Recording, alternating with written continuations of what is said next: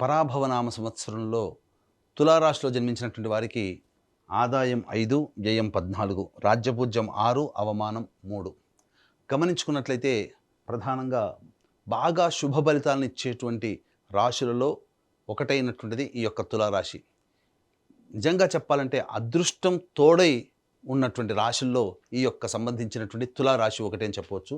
ఎందుకంటే తులారాశి వారికి షష్టమ స్థానంలో శని సంచారము అత్యంత శుభ ఫలితాన్ని ఇచ్చేటువంటిది. ఈ సంవత్సరం అంతా కూడాను శని అత్యంత రాజయోగప్రదుడుగా మారబోతున్నాడు. అన్ని విధాలుగా సహాయ సహకారాలు, ఏ పని చేసినా ఆ పనులలో విజయం అనేటువంటిది వీళ్ళ సొంతం అని చెప్పవచ్చు.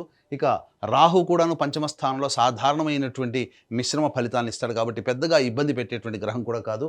డిసెంబర్ 5 వరకు. డిసెంబర్ 5 తర్వాత ఈ తులారాశి వారికి అర్ధాష్టమ రాహు ప్రభావం అనేటువంటిది ఉండడం వల్ల చేసేటువంటి వృత్తి ఉద్యోగ వ్యాపారాల్లో కొన్ని ఆటంకాలు, గృహంలో మనశ్శాంతి లేకపోవడం డిసెంబర్ 5 తర్వాత గోచరమవుతుంది. ఇక కేతువు కూడా డిసెంబర్ 5 వరకు 11వ స్థానంలో స్థితి పొందినటువంటి కారణం చేత అన్ని విధాలుగా మంచి సహాయ సహకారాలు ఈ కేతు గ్రహం కూడా ఉండడం.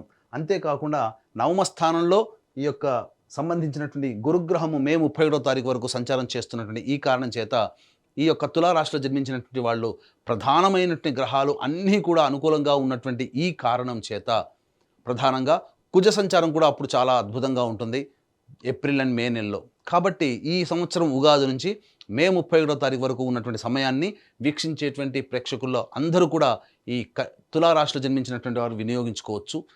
ఏ పని చేపట్టాలన్నా, కొత్త వ్యాపారం కావచ్చు, వ్యాపార విస్తరణ కావచ్చు, కొత్త కొత్త ప్రణాళికలు రూపొందించుకోవాలన్నా ఈ సమయం చాలా అనుకూలం. కాబట్టి మే 31వ తారీఖు వరకు అన్ని గ్రహాలు అనుకూలంగా ఉండబోతున్నాయి. కాబట్టి ఆలస్యం చేయకుండా మీ ఆలోచన ఎప్పుడు వస్తే అప్పుడే వెంబడే ప్రయత్నం చేసి చూడండి. చక్కని శుభ ఫలితాలు పొందుతారు.